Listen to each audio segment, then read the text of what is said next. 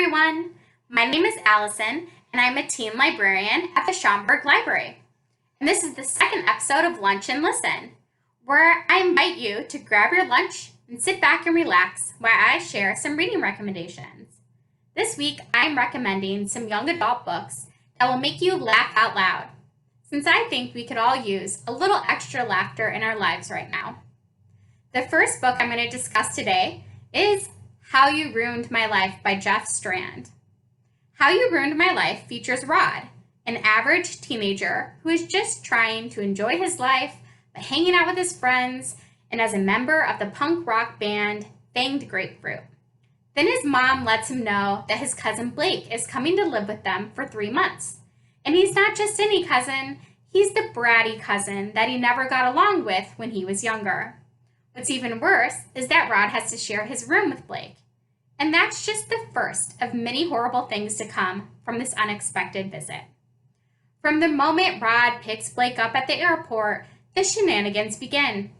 Rod tries to stay positive, but that slowly unravels, especially when Blake is wonderfully pleasant in front of Rod's mom and friends, but not so pleasant to him. And that's when he realizes that it's going to be a very long 3 months. I won't go into too much detail about all the shenanigans, because it's totally worth reading the book yourself to see what Blake has up his sleeve next. Rod is hilarious and made me laugh out loud quite a bit throughout the whole novel. As the narrator of the story, he likes to break the fourth wall and address the reader, and it's always pretty entertaining. Both the ebook and audiobook are available on Hoopla to read immediately. I read this book via audiobook, and I think the awesome narrator made it even funnier. So, that is How You Ruined My Life by Strand. Next up is The Epic Crush of Genie Lowe by F.C. Yee. This one is probably my favorite of the 3 books that I'm talking about today. I'm going to try to keep this one shorter though, since I refuse to give away any of the surprises this book has to offer.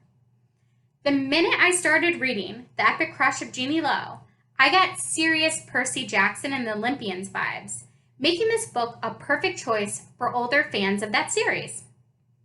The Epic Crush of Genie Lowe is, of course, about Genie, who is currently struggling to get into a top-tier college and was not expecting her world to be turned upside down when she saved someone from getting mugged on her way to school.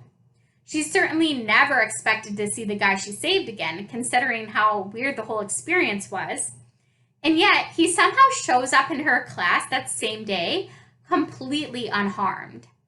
And things only get more weird from there, including some demon fighting, strange abilities, and the legendary Monkey King. I was unfamiliar with the Chinese folklore of the Monkey King, but that didn't matter. There is a great shortened version of the story presented to readers that is truly captivating. The action is fast-paced, and the story captured my attention from page 1. I could not put this one down. And because I think it's a perfect description of this book, I'm going to share the tagline with you. And I quote, "A demon invasion is no excuse for bad grades." So there you have it. That is The Epic Crush of Genie Lowe by F.C. Yee.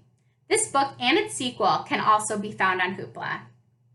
So last but not least is The Perfect Escape by Suzanne Park. I do want to give you a heads up about this one, that unlike the other titles on this list, there are a few serious moments in this book, because Kate, one of the main characters, is still grieving for her mother that passed away several months before the book's opening. And I just wanted readers to know that in advance. So with that being said, overall, The Perfect Escape is a fun romantic comedy.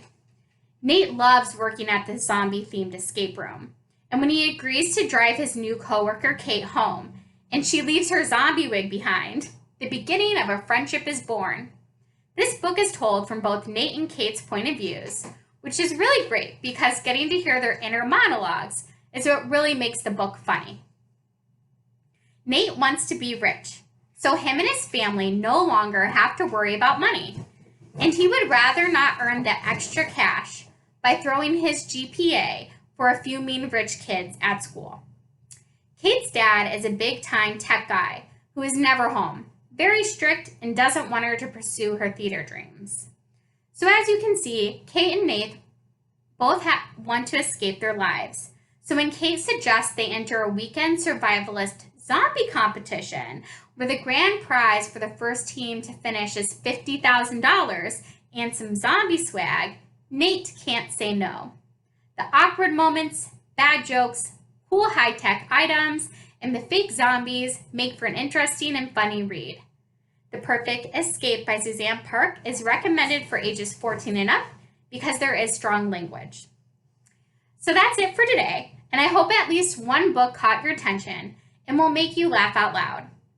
All 3 books I talked about today can be found on Hoopla and can be read immediately. You just need your library card.